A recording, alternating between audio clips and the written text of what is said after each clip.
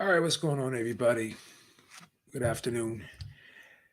Well, according to Michael Benson, who's usually pretty good about stuff, unlike our old friend Mike Coppinger, Michael Benson's usually on the money when he says something, right? And he just recently tweeted out, uh, roughly 20 minutes ago, says that Canelo Alvarez has now indicated that he will take the Gennady Golovkin trilogy fight next, then look to rematch Bivol. Canelo would be moving back down to super middleweight and defending his undisputed WBA, WBC, IBF, and WBO world titles versus GGG on September 17th. Well, so much for daring to be great. Um, he's going to be fighting, and we already knew this was coming with Golovkin eventually. Supposedly, he's daring to be great, fighting a 40-year-old middleweight who just came out of a tough fight himself against Murata. Looked good in the end, but didn't look great. Didn't look great in the beginning of that fight. It took some damage, and you definitely saw that there's more slippage there from Golovkin. But nevertheless, we got Canelo. Instead of daring to be great and going for the immediate Dimitri Bivol rematch, which is something that Andre Ward suggested he did, right? This basically shows a little bit of a weakness, really, because he's concerned about taking two losses in a row. In my opinion, I mean, he can do what he wants. It's his career, obviously. Like you said, when someone walked up to him and said, I think it was an interview, I forget who it was, and said, "Yeah, Mike Tyson and Julio Cesar Chavez think that you should fight David Benavidez next." Well, he snapped. Reminded me of the old Floyd days when Floyd used to be asked about Manny Pacquiao and he'd get so mad and snap back and I don't want to talk about it. Canelo Alvarez was like basically offended that someone dare ask him to fight David Benavidez. I don't care what they think. I'll fight whoever I want. Again, I mean, guys want to talk about daring to be great. Is this daring to be great? Fighting an old Golovkin, who's not even a super middleweight, right? And here's the crazy thing. We talked about this yesterday on the show, and this is what really gets my goat. Gennady Golovkin is the IBF middleweight champion, and he's the WBA regular middleweight champion, if I'm not mistaken, right? He doesn't have a WBO belt where he could be designated super champion, and then automatically he can move up and get an immediate title shot against the champion in the higher weight class. So how does this work? And this is why people are disappointed and they get upset with Canelo Alvarez. This is why Canelo Alvarez gets all this criticism, because these are basically prima donna moves that only he can basically get away with, right? Basically, only he can get away with these types of prima donna moves. Who else is allowed to have this happen? And once again, something we said on the show yesterday, Mauricio Suleiman said right after Canelo Alvarez became undisputed, "Oh, we're going to leave him alone for a while. This guy hasn't fought a mandatory in close to a year and a half, almost. So who's going to enforce a mandatory? He's got 4 belts, so now he's going to be log jamming the division, holding these belts hostage, fighting a guy who has no business getting a title shot at 168, who has done nothing at 168, who hasn't looked great in his last couple fights. I mean, obviously he looked good in the end of that fight, but for the first couple rounds of that fight, it looked like Golovkin could possibly get stopped. So this is a meaningless fight. I've always said this was a meaningless fight. And instead of going right back at Bivol, daring to be great, this is not a daring to be great move, in my opinion. So I don't want to hear this bullshit. Oh, he's daring to be great. He's fighting for legacy. It's this, that, and the third. You know, so I don't know how this rematch clause is structured. I don't know if Bivol has to take it. I don't know if there's an expiration date on it. But now Bivol has basically said that he wants to unify. He wants to fight the winner of Joe Smith Jr. Arthur Beterbiev. So now that's a great point. Asim Khan said is Bivol can't unify until he rematches. So Canelo is holding up two divisions. Well, I don't know about that. I don't know what the terms out of that rematch clause. I don't know, you know, how that whole thing is written, but to me, this just seems like a horrible move from Canelo. I disagree with anyone who says he shouldn't rematch Bivol. Andre Ward says he should rematch Bivol. Why have the fight in between? Is what I'm trying to say. How does a fight with Gennady Golovkin prepare you for a rematch with Dmitry Bivol? Right? Strike while the iron's hot. Look at the things you did wrong in the first fight and just jump right back up on the horse and try to correct your mistakes. To me, this is a horrible move. This is a bad look. All these people over the years who criticized Floyd Mayweather didn't like all the moves that he made and this, that, and the third about how he didn't fight who they wanted him to fight. He wasn't fighting the guys he should have been fighting. But when we say that about Canelo Alvarez, all the Canelo Alvarez defenders love to jump to his aid, right? So to me, I'm just going to be honest. I think this is a horrible move. This is a bad look. And once again, this is not a move that someone would make if they are daring to be great, in my opinion. Look, Canelo should leave Bivol all alone, cut your losses. All right, but again, that's not a daring to be great move, though, is it? That is not a daring to be great move, is it? In my opinion. I don't think it is. Let's take a poll in this chat right now. Because it's not a good move. Why can't he just fight Bivol next and not fight Triple G at all? Why do we need a Triple G trilogy, a 40-year-old middleweight who has to move up to super middleweight and never fought at that weight class? And why should that guy get automatically an undisputed fight against Canelo Alvarez without being ranked in any of the 4 sanctioning bodies, without being a super champion? How is that possible that he just walks in there and steps over David Benavidez and steps over, a Morrell fight, right? David Morrell fight, right? Guys, why not fight the young lions, right? Why not fight a young Charlo? Like, again, this is not a daring to be great move, in my opinion. So people can say whatever they want. And I'm going to continue to stand on it. Russ Amber basically said the same thing when he tweeted out. He didn't call him a cherry pick, but he was picked for a reason, Dmitry Bivol. He was the smallest of the 3 light heavyweight champions. He's the lightest puncher out of the 3. And they thought that they matched up better against Bivol. They thought that because he was a light puncher, because he wasn't the biggest of the 3 light heavyweights, that they weren't concerned with Bivol. That's why Bivol was a 5-1 underdog. He was a 5-1 underdog for a reason. The line didn't move. Now, here's the thing. You look at Devin Haney right now, right?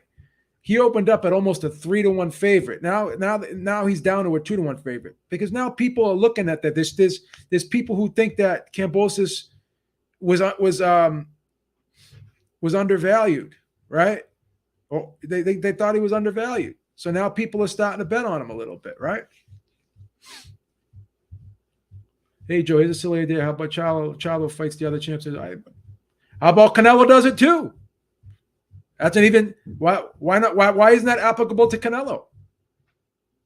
Why isn't that applicable to Canelo? How about he fight the other champs? How about he fights the other champs in his own division? Is Gennady Golovkin a champion in his division? Was Dmitry Bivol a champion in his division? No, but he's daring to be great. A lot of people are caping for Canelo, man, and they'll continue to cape for Canelo, man. I don't get it, bro. I just don't understand how these people can continue to cape for Canelo Alvarez. Just think it's a bad look if you're caping for Canelo Alvarez. But yeah, man. David Benavidez called out Caleb Plant.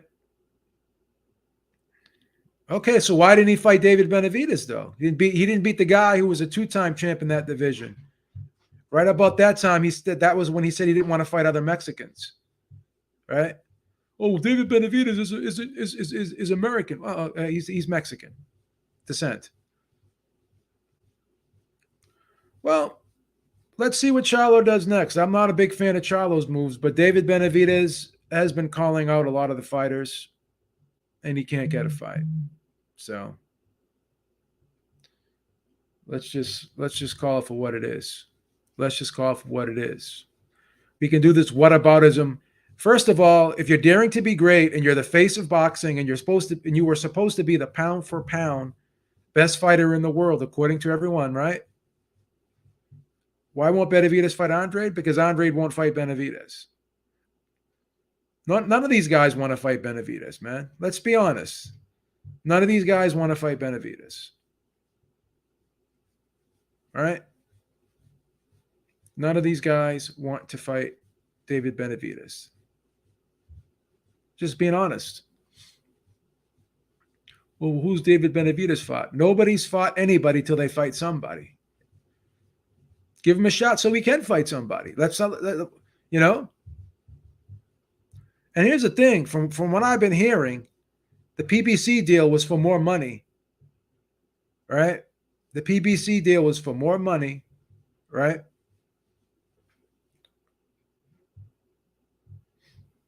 It was for more money, and then he went to the DAZN deal for less money, right? To fight Bivol. So Bivol was the only decent name on that on the three.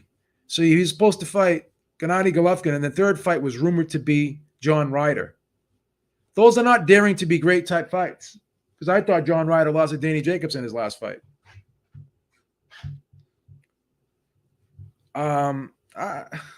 Why should Bivol go to why should Bivol go down to 168? Let's be honest. Thank you so much, Kid Stacy. Always putting out great content. 175 is too big a step for Canelo. The fight is Bivol better beef. Well, again, we always want to talk about one step too far and this, that, and the third, but Sugar Ray Leonard was basically a welterweight. He knocked out a light heavyweight in Donnie Lalonde. That's a daring to be great move. That's a daring to be great move. So let's not act like it can't be done. He already beat Kovalev. Oh, but Kovalev was past it. Blah, blah, blah, blah. Okay, well, Bivol was supposed to be a soft puncher. Bivol didn't listen. People can say what they want now about Bivol, and with all due respect to Bivol, he did not look good against Craig Richards, and he had a lackluster performance after that, an uninspired performance after that. Eddie Hearn said it himself. There was nothing that Bivol showed in his last two fights. There was nothing that Bivol showed in his last two fights that gave us any indication, right? Any indication that Canelo would lose to him. They were so confident that they would beat Bivol. They had the next 10 fights scheduled, for Christ's sakes. So I don't want to hear this, oh, Bivol this, Bivol that. It was a cherry pick gone wrong, and I don't care what anyone says. Oh, well, he was the second best light heavyweight in the division. Okay, so why didn't he fight the first? You're daring to be great. You don't fight the second best. You fight the best. I thought it was the best fighting the best. So fight Better Beef. No, because Better Beef's too big and he hits too hard. So you're not daring to be great.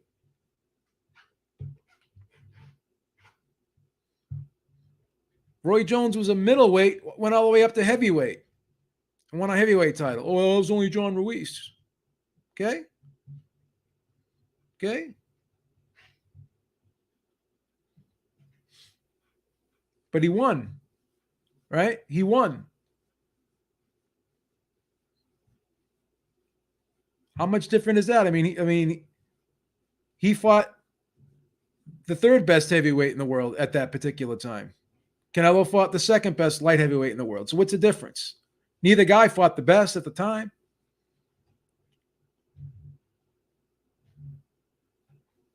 So it is what it is. Let's call it for what it is, guys. Let's call it for what it is, man. Oh, here come all the Canelo capers. They're caping. They're caping. I don't care he's coming from a loss. It's the problem with boxing fans. They think a loss ends a fighter's career, man.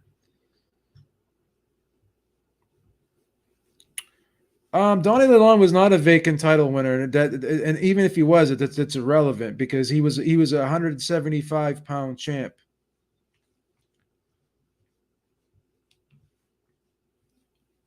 He did not win a vacant title. You do your research.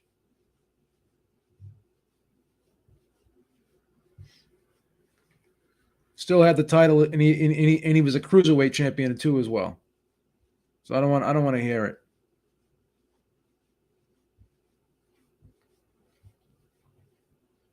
I don't want to hear it. Who did Bivol beat to win to get his title? That's what I want to know. That's what I want to know. Who did Bivol beat to get his title? If someone can tell me that.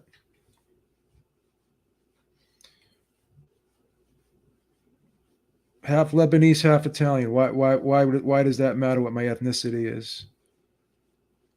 Are we going to make this about race now too? Is this going to be a race? This going to be a race thing?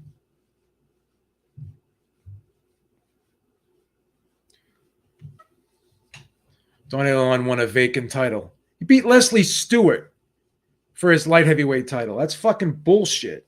So I don't want to hear it. He actually wasn't a cruiserweight champion. I stand corrected. I misspoke on that. He did fight for a cruiserweight title against Bobby Ches, and he actually lost. So it's a close fight though. People, Beep, do your research. Donnie Lalonde fought for a vacant title. What the fuck are you talking about? No, he didn't. No, he didn't. I'll tell you one thing, though. He got knocked out by a welterweight. Got knocked out by a welterweight. And you want to talk about size difference? Let's take a look at the difference in size of Donnie Lalonde and Sugar Ray Leonard. Let's put them together.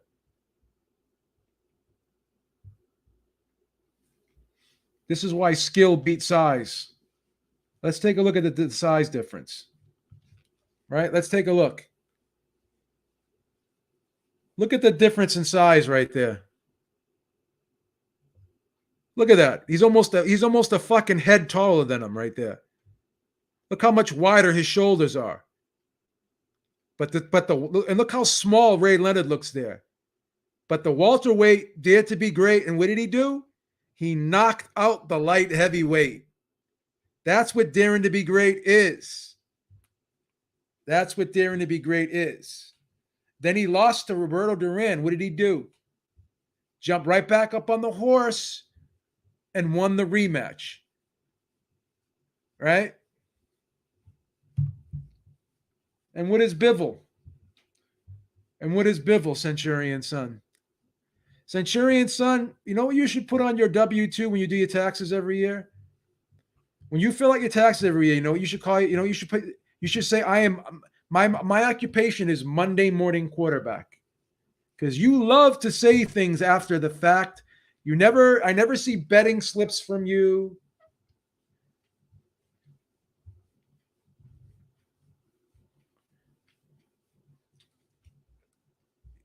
Thank you so much for proving my point. Callum Smith was way bigger than Canelo, but you call that a cherry pick too? No. That's what here's where you're wrong. Here's where you're wrong, and you just played yourself with that statement. Everyone was saying Bivol was too big, right? But Callum Smith is actually bigger than Bivol. Bivol ended up being too skilled. That's why he won. Wasn't too big. Callum Smith is a lot bigger than Dimitri Bivol. 3 inches taller. Probably outweighs him by at least 10 pounds fight night. Come on. You just proved my point. You're the one who can't keep your story straight. I never said Bivol was too big for Canelo. I picked Canelo to win the fight by knockout. I'm not a Monday morning quarterback like you guys are. Oh, well, he's daring to be great. He moved up a weight class. Blah, blah. So did Leonard. Difference is Leonard knocked out the guy that was twice his size. This guy didn't. Yeah, but you never pick Bivol to win. I don't give a shit what you said. I don't give a shit what you said. I could go to a bar Saturday night and I may get fucked. That don't mean I'm getting pussy that night because I could. I either am getting the pussy or I'm not getting the pussy. That's not how the world works. You don't get to say, "Oh, well, I thought a fight was tough." You didn't pick him to win. You don't get any credit. I don't want to hear it with these fucking Monday morning quarterback statements. I don't want to hear it. All you guys are professional Monday morning quarterbacks. Put that on. Go to your job, right? Go to human resources and say, I wanna reclassify my job here. I want to call me Monday morning quarterback. That's my new job. That's my new position. Call up your tax person, whoever does your taxes for you, whatever. Hey, change my occupation. I'm a Monday morning quarterback. Oh, well, I knew Bivol would be tough. I don't give a fuck what if he's tough or not. If Bivol was 5'7", you think he wins? You think he wins that fight? Beeb, just asking. Whoever wins, it'll be a. I mean, okay, so what you're saying is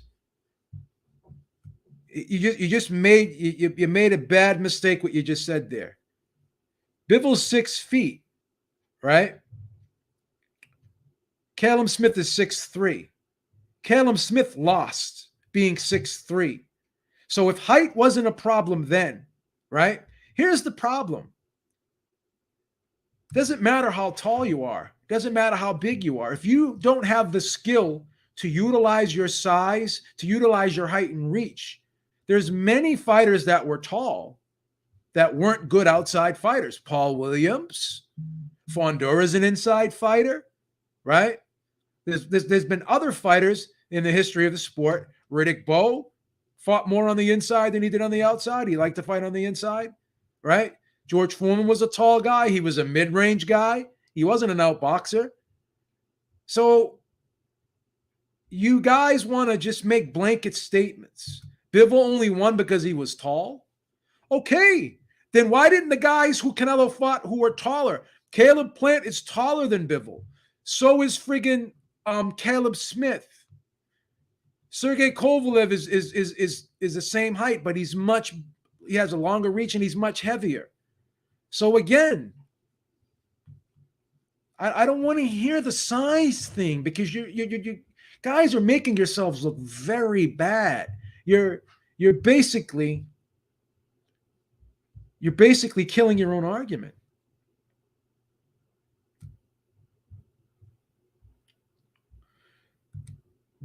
Would Bivol fight the same way as if he was 5'7"?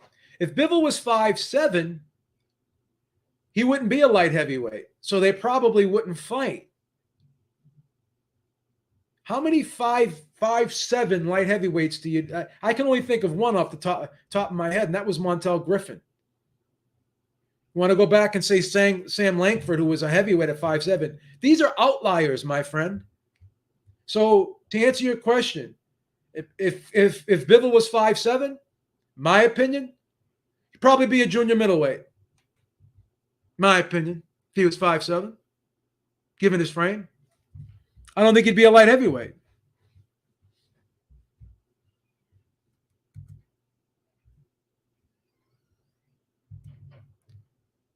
That is incorrect, please. Here we go.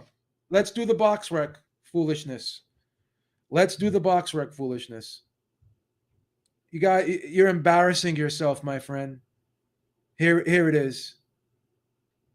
Let's look at Donnie Lalonde's box rec. Why do you guys keep doing it to yourselves? Why? Why do you keep doing it to yourselves?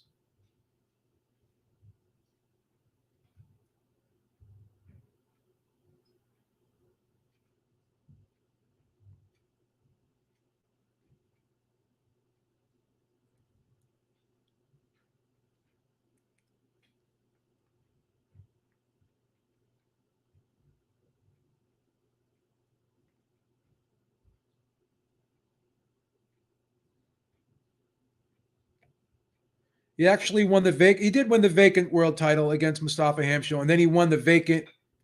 No, actually, he won the vacant World Boxing Council. He won the WB's title against Eddie Davis. He won the Continental Americas title against Mustafa Hamsho.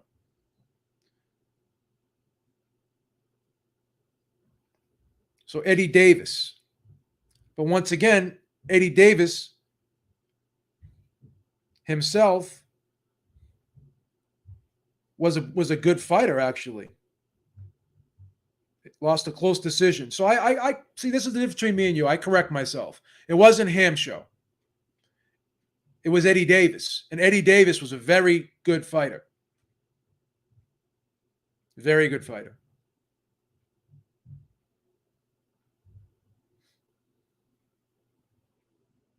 So do your research. Mustafa Hamsho was a Continental Americas title.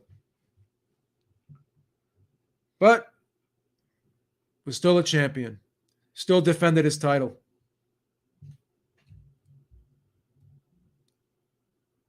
Eddie Davis lost a very competitive fight to Michael Spinks. So it is what it is. So I will stand corrected in that. He did win a vacant title against a very good fighter in Eddie Davis, who was also a world title challenger and lost a competitive decision to undisputed champion Michael Spinks. So Lonnie Lalonde was a B-level fighter. He was like a Caleb Smith. Caleb Smith is not a B-level fighter. Once again, here's what you guys don't understand. So I stand corrected, Bang Mateo. That's the difference between me and a lot of other people. You were right and I was wrong. You were wrong about the guy, but you did say you won a vacant title, so you get credit for being right. Got the name wrong, but that's okay. But Eddie Davis, do your research on Eddie Davis. He was a top 3 or 4. He's actually a number 1 ranked. So it is what it is. Eddie Davis is a very good fighter. Do your research on Eddie Davis. Just letting you know. You don't get 2 shots at the title if you're not a bad fight. If you're a bad fighter, and you don't get a shot at undisputed champ Michael Spinks, who had all 3 belts. You don't get a shot at that guy. So you're right. Good point. But once again, Donnie Lalonde is a decent light heavyweight, solid fighter. If I'm being honest, he's a solid fighter. If I'm being honest. So here's the thing: like when you want to, you guys, the problem with you guys is you want to sit there and say this guy's not good, this guy's bad, this guy's that, the third. You can only be measured against the guys who were in your era. So let's take a look at the light heavyweight division, right? Let's take a look at the light heavyweight division, right? Let's look at box rec here, right? Let's look at Dimitri Bivol.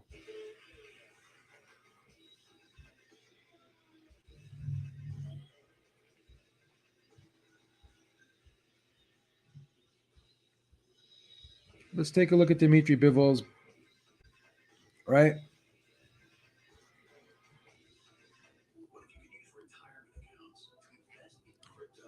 Here's the point I'm going to make right now, because you guys always like to say this guy's not good, this guy's not bad, whatever, right?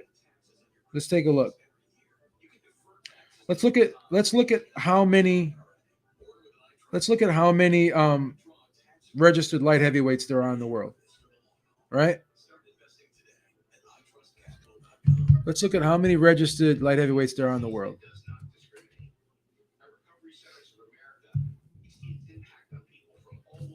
right? You guys love to shit on fighters, and this guy's not good, this guy's not that, whatever, right? So there's 1,169 registered light heavyweights in the world, right? So let's take a look at some of the guys near the top. So when you look at a guy like Joe Smith Jr., Maxim Vlasisov, even a guy like Marcus Brown, oh, you guys will say all those guys suck because that's how you are, right? But think about it.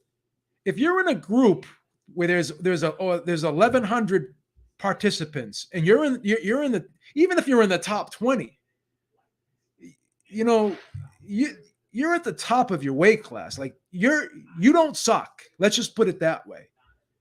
So you can only judge these guys based upon the errors, the era they're in, and the fighters that are in their errors, right?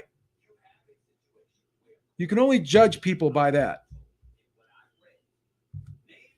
So you can't sit there and say Joe Smith sucks, Gilberto Ramirez sucks. Caleb Smith right now is considered a top 10 light heavyweight right now, right? Joshua Buatsi, everyone's shitting on Joshua Buatsi. He's a legitimate top 10 in a weight class where there's 1,100 fighters. So that says something about a fighter. Only elite guy at 175 is Bivol and Better Beef. Well, that remains to be seen. I think Joe Smith is going to beat Better Beef. It's my opinion. I think Buatsi's got a shot at Bivol. I would favor Bivol, but again, I think Buatsi's got a great shot. He's close. Look at the Craig Richards fight. I thought Buatsi did a better job against Craig Richards than Bivol did, in my opinion. Does that matter? I don't know. Richards is a guy who's a crafty counterpuncher, boxes well from the outside, good movement, quick feet. Bivol had problems with him. Now, Craig Richards definitely climbed his way back in the fight, second half of the fight. I had him winning 4 of the last 6 rounds. But that was after giving Buatsi the first 7. You know? Bivol has a bad habit sometimes of starting slow. He was just in there with another guy who starts even slower than him in Canelo Alvarez. Put it this way, Buatsi is not gonna lay back and throw one punch at a time like Canelo Alvarez. I'll just tell you that. He's gonna get in there and he's gonna use his size and strength. You know what I'm saying? So let's not sleep on Buatsi. Let's not sleep on Joe Smith.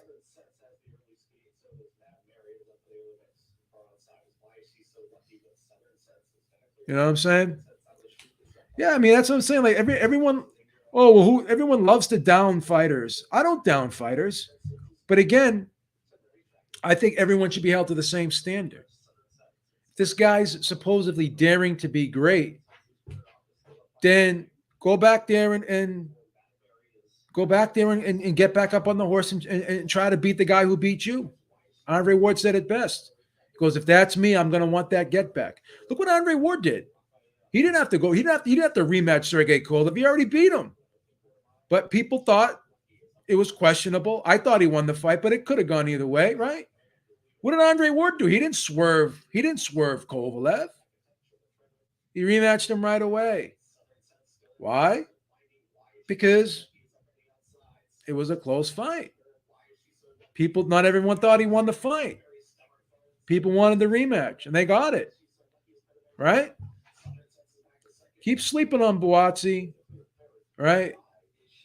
Again, Buatsi and Smith right now are upper good B-level fighters.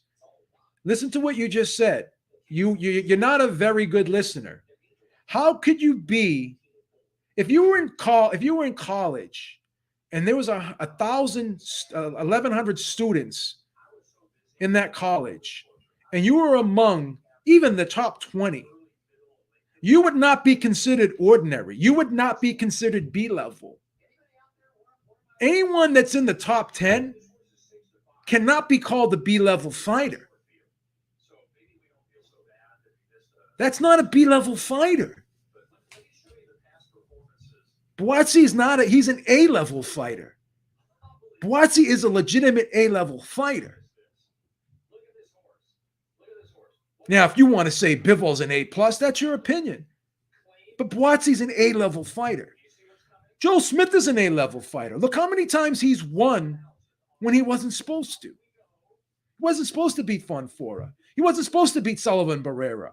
He wasn't supposed to beat Bernard Hopkins, but he did. So this whole B level, A level, I mean, again, there is 1,100 light heavyweights registered in the world. If you are among the top 10 in a talent pool of 1,100, I mean, come on, guys. This is a horrible statement. For me, A level are those who are in pound for pound or close. B level are top. Again, pound for pound is shit. Pound for pound is garbage. It means nothing. It's a meaningless, fictional fucking title. It's subjective. Who gives a fuck about? No one cares about pound for pound.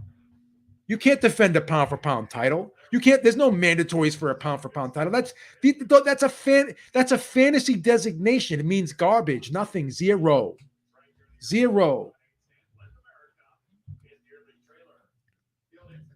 No, that's not what elite is. That's not what elite is. If you're in the top 3 or 4 fighters, you could be considered elite in your division.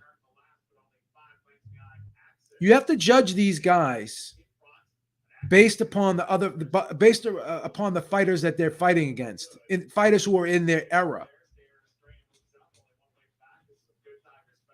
That's not what elite is.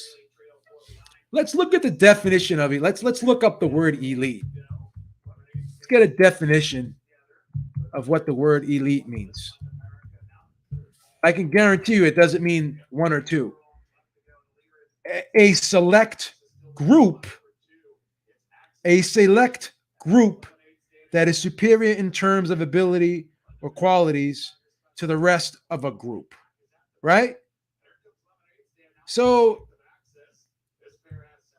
elite is a group. It's not just 1 or 2 people. What does it mean to be called elite? What makes a person elite? Once again, the most powerful, rich, gifted, or educated members of a group, community. So you want to narrow elite down to 2 people. That's not, I mean, that's just your opinion. That's just your opinion.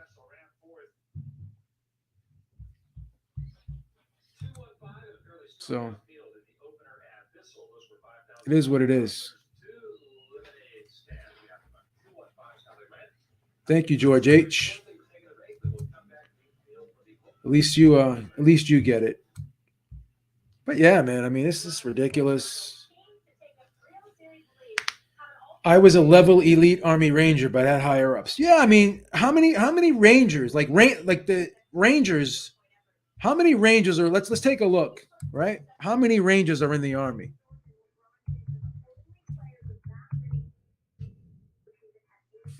How many Rangers are there in the Army? There's 3,623 Rangers in the Army. Now, how many people are in the Army, right? Let's take a look at how many people are in the Army, right?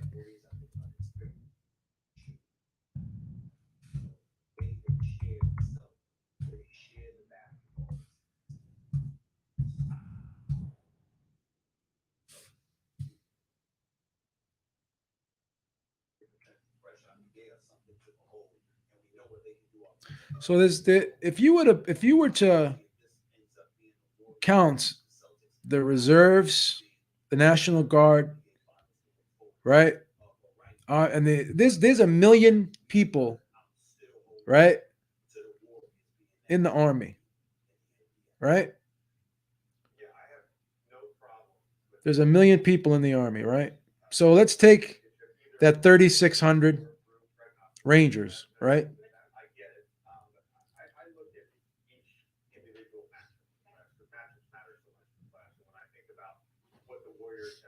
Let's take that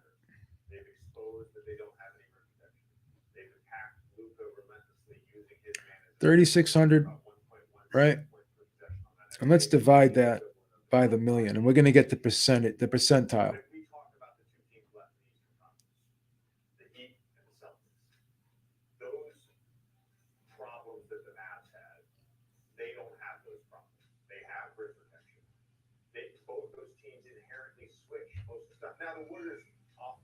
Let's do the math here. So basically, they're in the top. They're so elite, right? They're in the top 1% of the group, right? But there's 3,600 of them, right? So let's take a look. Let's take a look. Take a look at Sullivan Barrera, right? He's ranked number 10, right? And there's 1,100 fighters. So Sullivan Barrera is again, he's in the top 1% of the weight class, right? So what is a guy like Joe Smith who's number 5, right? So if you're among the top 20, top 10, top 20, then you are not a B-level fighter. You're not a B-level fighter. Anyone in that top 10 list cannot be called the B-level fighter. It's not easy. It's not easy to be ranked. It's not easy to get title shots. It's not easy to become a world champion. It's not. You could say it is because it's and you now if you want to compare once again, this is where everyone gets it wrong. You want to say it's easier than it was when there was only one belt, then that's fine. You can say that. But it's even with the 4 belts, there's more fighters now. There's more fighters now. Boxing worldwide is huge. People can say what they want about the sport of boxing. Oh, it's dying, it's this, it's that. Look how many platforms provide us with boxing content every week. We've never had the ability to watch so many fights like we've had in recent years. Boxing's bigger now than it's ever been. Because here's the thing. More and more fighters are making 7 figures now than ever before. Devin Haney and George Kambosos are making 7 figures, right? Tank Davis is making 7 figures, right? Rolly Romero is making 600,000, which is great. Like back in the day, these guys would never get like only the select few got the big purses. Now everyone's getting paid. Charlo's getting 6 figures, right? Plant's getting 6 figures. Beeb, look at Bivol versus Smith, and you will see. No, you won't. You'll just see a more elite guy versus a lesser elite guy. That's just a very jaded view. Joe Smith is a world champion. He's not a B-level fighter. How could you call Joe Smith? This is the most horrible statement. Oh my God, this isn't. Are you sure you want me to read this? Beeb, look at Bivol versus Smith, and you will see an elite versus a good contender. But okay, maybe it's just semantic difference. Again, Joe Smith is a world champion. Okay, he's a world champion. Okay, styles make fights. I guarantee you that Bivol, some of the guys that Bivol fought, Joe Smith knocked out easy, but Bivol went the distance with them, right? Because it's just styles make fights.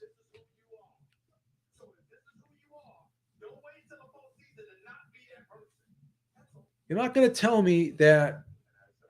And how can we even call Bivol? Bivol is elite based upon the weight class. But I mean, isn't it a little too early? Like you're talking about Bivol like he's an all-time great already. I mean, he beat Canelo. Is that going to make him an all-time great? Let him unify the division first before we start putting him in the all-time great category. Bivol's a good fighter. He's a great fighter. Joe Smith is a great fighter. Now, in my opinion, when you want to talk about someone who's elite, to me, a guy who's elite is someone that I believe that is cleaned out of division, right? That is cleaned out of division from top to bottom. Bivol hasn't done that yet. So how can we call him elite? He's great. He's a great fighter in comparison to Joe Smith is not a B level. Again, you can't be a B level fighter if you're among the top 3 best fighters in a class that has 1,100 registered fighters. Again, let's use the analogy. You're in college. There's 1,100 students. You're the 3rd best student in the class of 1,100. No one is going to call you B level. A level is for all-time greats. No, that's you can only be judged on who's in your era. The Boston Celtics with Larry Bird, Robert Parrish. And I'm not gonna play I can never play the Boston Celtics with Kevin Garnett and Ray Allen. All right? But they're both great teams. Why? Because they both won championships. Everyone wants to compare eras. You can't compare eras. That's no, he's not a B level. Again, being a world champion does not mean you're a B level. You're not B level if you're a world champion. There's 1,100 fighters. We can't pick and choose. I mean, an era is what an era is.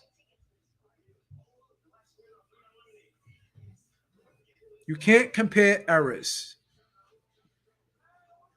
You can have an opinion. I believe Tyson Fury could beat anyone in any era. That's my opinion. But I can't say that that it's a fact. That's my opinion. Everything you guys are saying right now, and Buster Douglas, believe it or not, was an A-level fighter. He was a world champion. He was an A-level fighter. It's not a B-level fighter.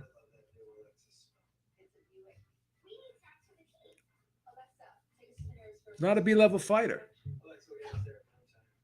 A B-level fighter is a guy who is used as an opponent that continues to lose every time he fights an A-level guy. You have contenders, you have journeymen. B-level is not. Again, paper champs are subjective. They're subjective. Did Canelo clean out 168? Did he fight David Benavidez? There's still work to do. Is Charlo A-level? Yeah, Charlo's an A-level based on skills. Yes. Yes. Charlo's an A-level fighter. A-level. If you are in that top 5, top 10, you are A-level. You're A-level if you're in that top 10. You're an A-level guy. You're an A-level guy. You know? You guys just have this unachievable bar. You know, I'm hearing things like about um, Josh Boazzi yesterday. Oh well, he got hit too much. Again, like you're in there with a top level guy. To think that you're not going to get hit with punches is ridiculous.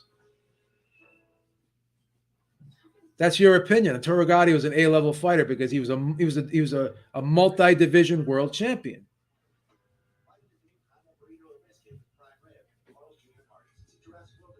Yes, they are. They're A level. They're just not elite. All champions are A. To be in the top 10, you are A level. You're A level. To be ranked, again, let's do the math. Let's take 10. Let's do the math. It's not hard to do. If you take 10 and you divide it by 1100, you are in the top percentile, the top 1% of that class. Right? If you are the top 1% of anything, like even in the economy, you have what's called the top 1%. It's impossible for Gotti to be B level because he was among the best in his division. It's impossible. You can't. If you're in the top 1% of anything, you are not B level. Again, that's subjective. That's subjective. Everyone likes certain things in a fighter. Everyone likes certain things in a fighter. I particularly I particularly do not like Canelo's style. I'm biased against it because he fights a slow paced fight. I believe he fights a slow paced fight and doesn't throw enough combinations. And sometimes when he gets desperate, right, what does he do? No, Paulie's an A. Yeah, Paulie is an A level. Yes, he is an A level. Listen, not everyone can be number one. So you guys want to just say number one and number two are A level? No. Again, being A level is a class of people. Once again, Charles Martin is an A level fighter based upon the amount of fighters that are ranked that are registered in his division. He's a legitimate top 10 guy. Well, he's probably not a top 10 guy, but he's up there.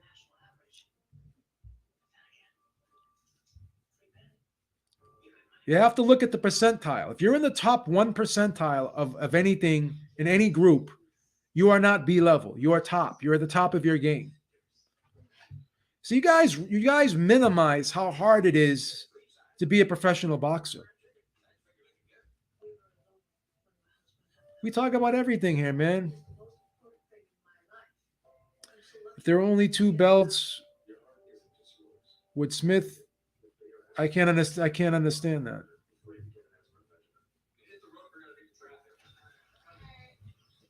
Well, let's look. Let's define the word A level.